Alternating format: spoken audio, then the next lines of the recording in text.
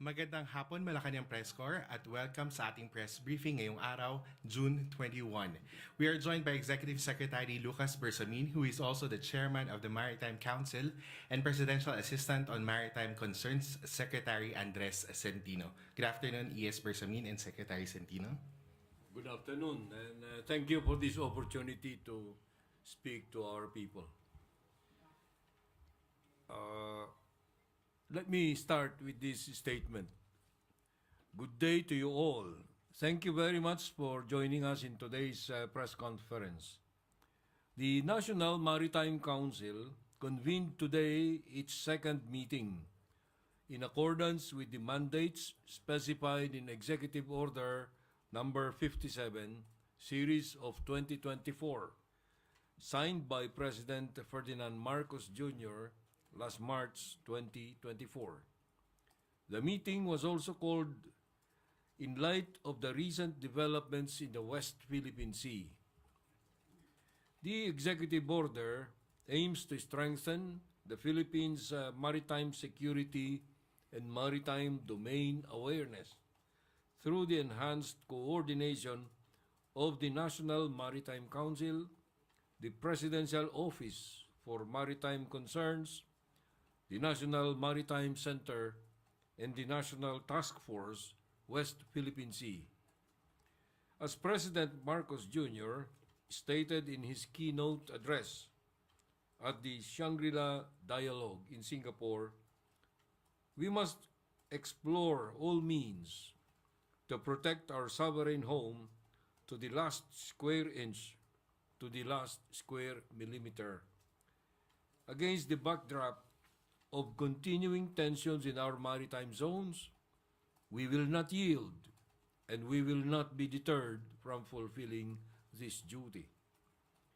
The maritime challenges of the Philippines do not only concern our defense and foreign affairs institutions.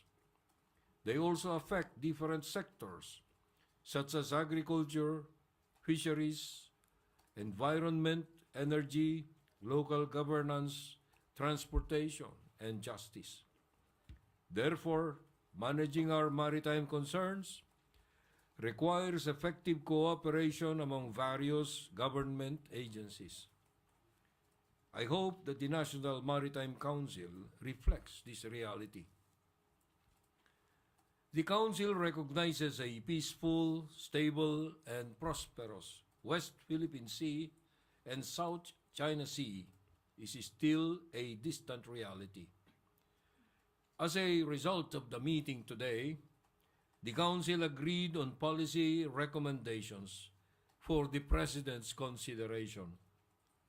Among these recommendations is the announcement of the rotation and reprovision missions to the BRP Sierra Madre in Ayungin Shoal, which shall remain routinary and will be scheduled regularly.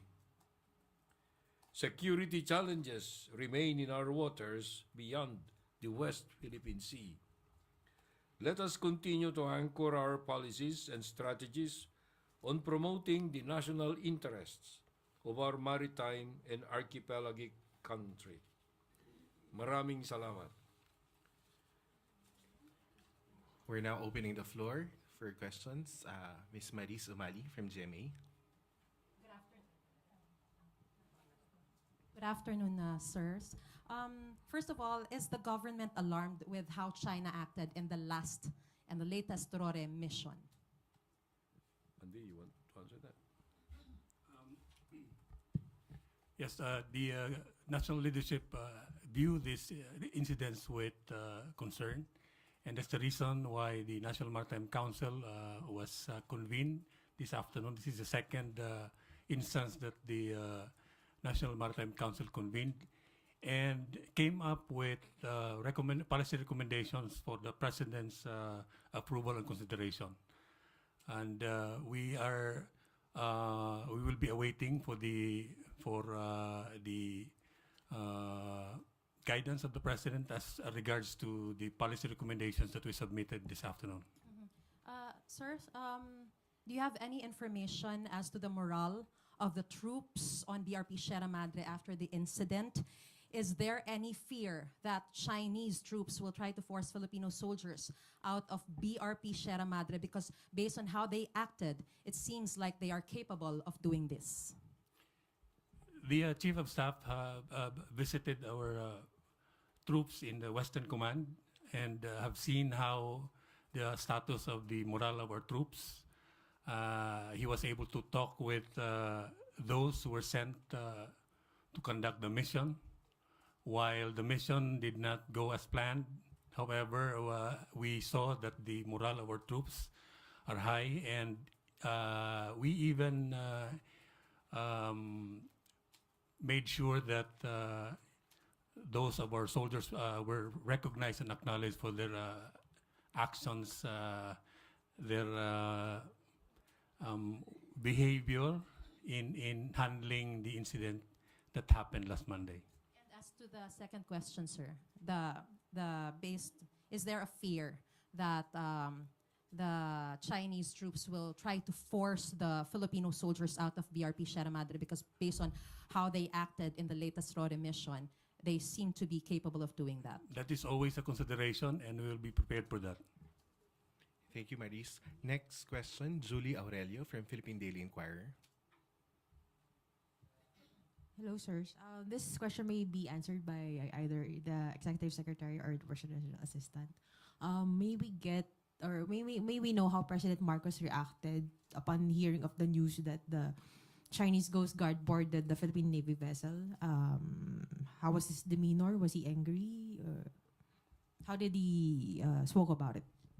Well, the President has always been composed, and immediately he asked the concerned cabinet secretaries to discuss the matter with him.